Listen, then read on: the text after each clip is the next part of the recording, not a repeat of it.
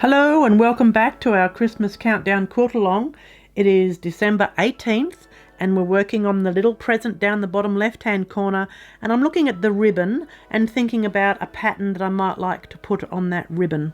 I think I'm going to go with polka dots.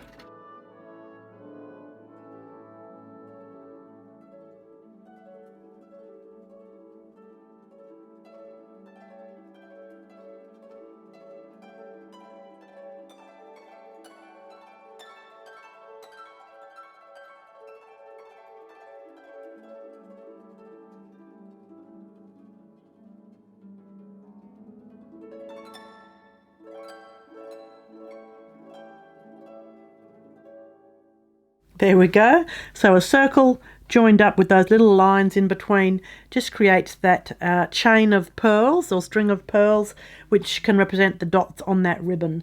So come back tomorrow and we will add the patterning for this little present here. Bye-bye.